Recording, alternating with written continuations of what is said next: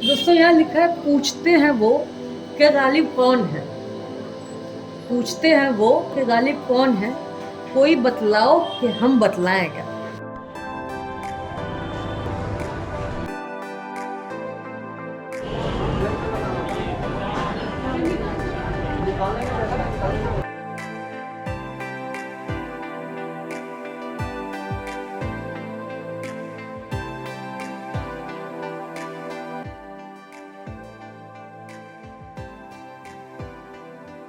दोस्तों आज हम आपको लेके आए बल्ली महाराज की गली कासिम जाना, जहाँ आपको हम दिखाएंगे हवेली मिर्ज़ा गालिब की। मिर्ज़ा गालिब ने अपने अंतिम 10 वर्ष इसी हवेली में बिताए थे, या यूँ कहें उनकी महफिल यहीं जमा करती थी। और ये हवेली पूरी, ये देखिए, ये हवेली ऐसे गली में पूरी है।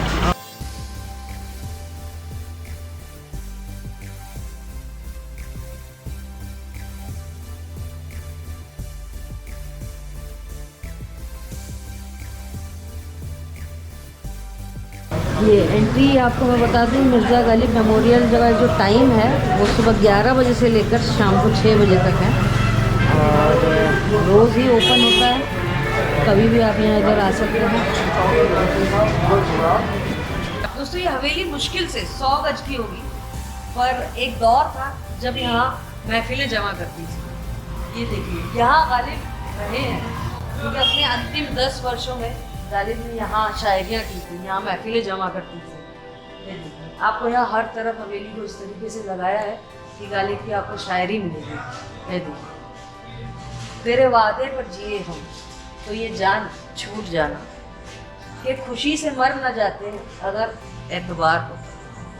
तो गालिब एक ऐसे शायर हैं जो हमारी रोज़मर्रा की ज़िंदगी में कहीं ना कहीं शामिल है, चाहे कॉलेज में, चाहे स्कूल में, चाहे काम में। आपने गालिब की शायरी को ज़रूर पढ़ा होगा, लिखा होगा और अपनी ज़िंदगी में बोला होगा। देखिए, उग रहा है दरो दीवार पे, उग रहा है दरो दीवार पे सब्ज़ा गालिब, हम बयाबा में हैं और घर में बहार आई। गालिब का शौक था शायरी करना, और मैं आपको बता दूं, गालिब पहले फारसी में शायरी करते थे, बट उनको जो नाम मिला, जो शोहरत मिली, वो उर्दू की शायरी की मिली। ये देखिए, यह न थी हमारी किस्मत के विसाल यार होता, अगर और जीते रहते यही इंतज़ार होता। जी हाँ, शायद गालिब की यहाँ इस पूरी हवेली में मुझे लगता है इस वक्त भी पूरी शायरी महसूस की जा रही है। यहाँ गालिब की जितनी भी किताबें हैं वो कुछ धरोहर के रूप में रखी हुई हैं। एक बात और आपको बता दूं, गालिब को उर्दू शायरी और फारसी शायरी के अलावा एक और शौक था, जो था शतरंज का शौक। इस हवेली में शतरंज की बिसात भी बिछती थी। और इसके साथ में ये देखिए, ये रखा है यहाँ पे चौसर।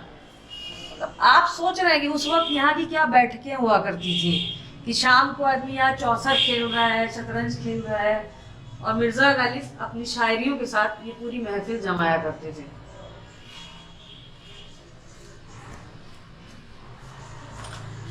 यहाँ दीवार पे लिखा है गालिब का जो मनपसंद भोज था, जिसमें तले कबाब, दाल मुरब्बा, भुना गोश्त, शामी कबाब, बेसन की कढ़ी। तो मुझे लगता है ये पुरानी दिल्ली से बेहतर जगह गालिब के लिए और कुछ हो नहीं सकती थी। आइए, ये हम आपको दूसरा हिस्सा दिखा रहे हैं गालिब की हवेली का, जहाँ उनके इस तरीके से पोर्ट्रेट बने हुए हैं, जहाँ गली कासिम घर में गालिब बैठे हुए हैं। ये ऊपर उनकी आगरा वाला जो घर है, उनकी गली है। ये देखिए, ये उनका आगरा का निवास स्थान था, जहाँ वो रहा करते थे गालिब। और ये हवेली वो है जहाँ गालिब का उमराव बेगम से निकाह हुआ था। उमराव बेगम गालिब की पत्नी थी, और जब गालिब की उम्र 13 थी और उनकी उम्र 12 थी, उस दौर में उनका विवाह हुआ था। और आइए मैं आपको दिखाती हूँ, यहाँ पर ये उमराव बेगम के कपड़े कुछ हैं, जहाँ आपको अगर दिख रहे हैं तो इस तरीके के वो कपड़े पहना करती थी।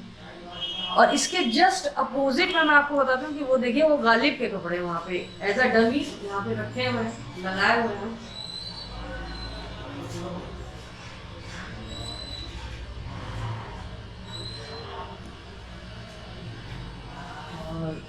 यहाँ गालिब की कुछ किताबें जो उन्होंने अपने दौर में लिखी थी, वो मिर्ज़ा गालिब कैसे दिखते, मतलब एक उनका एक पोर्ट्रेट आपके सामने है। तो 26 दिसंबर 2010 को शीला दीक्षित द्वारा इसका अनावरण हुआ था, जो उस वक्त की मुख्यमंत्री थी दिल्ली की।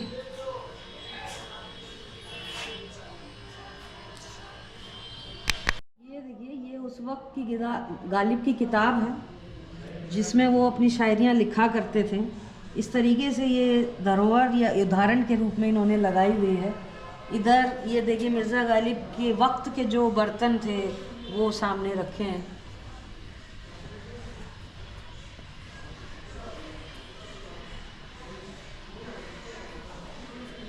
बहुत सही लिखा है इस वक्त। है और भी दुनिया में सुख नवर बहुत अच्छे, कहते हैं कि गालिब का अंदाज़ बयां कुछ और है। इस तरीके से गालिब का यहाँ दर्शाया हुआ है कि ये बैठते थे। दोस्तों, यहाँ लिखा है, पूछते हैं वो कि गालिब कौन है। पूछते हैं वो कि गालिब कौन है, कोई बतलाओ कि हम बतलाएंगा। और गालिब को मुझे लगता है कि किसी को बतलाने की ज़रूरत नहीं है। हमारे आपने गाने सुने होंगे, जगजीत सिंह को सुना होगा, गुलजार को सुना होगा, लता मंगेशकर को सुना होगा। तो सोचिए, उनकी जो गज़लें हैं वो सब गालिब की लिखी शायरी पे हैं। और गुलजार साहब तो गालिब के इतने बड़े फ़ैन थे कि उन्होंने मिर्ज़ा गालिब पे एक सीरीज़ भी निकाली थी जो दूरदर्शन पे उस वक्त में चली थी। और आज भी गुलजार साहब के जितने शेर व शायरी हैं उसमें कहीं ना कहीं गालिब शामिल हैं। या कहें कि गालिब की शायरी के बिना ये शायरी की दुनिया कुछ है ही नहीं। तो गालिब की हवेली में हमें एक बहुत अच्छी चीज़ मिली। ये देखिए, जिस दौर के आदमी ने गालिब को पढ़ा है, और ये बच्चा जो शायद गालिब को नहीं जानता होगा और पहली बार यहाँ आया है, तो ऐसा जनरेशन को मिलना बहुत बड़ी बात है।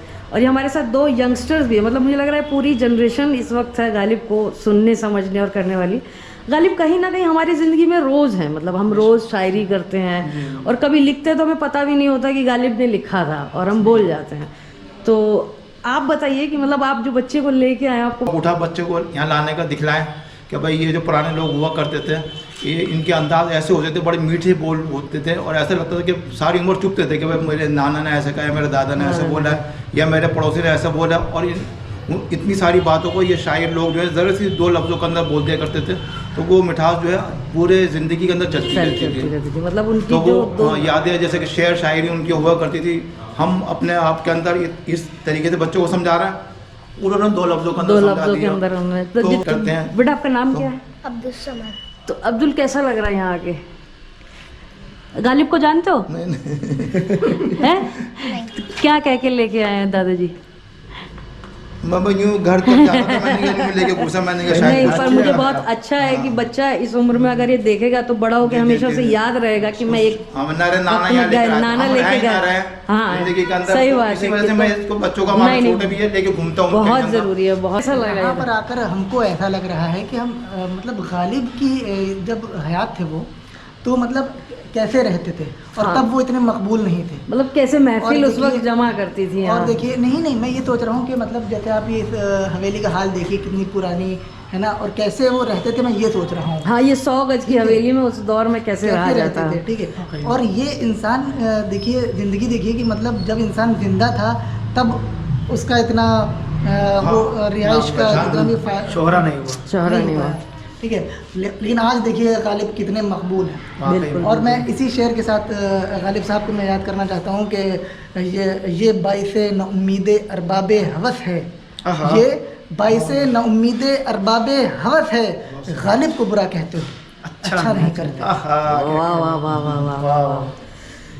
आप भी कुछ सुना दीजिए इसी उस पे गालिब। जैसे कि हम लखनऊ से, हम और फैसल खमान। अरे वाह, मतलब ये लखनऊ से आए हैं, और मुझे लगता है कि ये बहुत मतलब अच्छी बात है कि लखनऊ से आप पुरानी दिल्ली केवल गालिब की हवेली घूमने के लिए आए हैं। अल्हम्दुलिल्लाह हम लोग शायरी भी करते हैं, शायरी का ज़ौक़ हम दोनों में। अरे वाह वाह वाह। लेकिन गालिब जो है वो सब पर गालिब है। बिल्कुल, कहते हैं ना, हैं और तो दुनिया में सुखनवर हैं, और भी दुनिया में सुखनवर बहुत अच्छे, कहते हैं कि गालिब का है अंदाज़े बयां कुछ और है। वाकई में गालिब का अंदाज़ भैया और ही है, कुछ अलग ही है। यकीनन। वाकई बहुत शुक्रिया। शुक्रिया।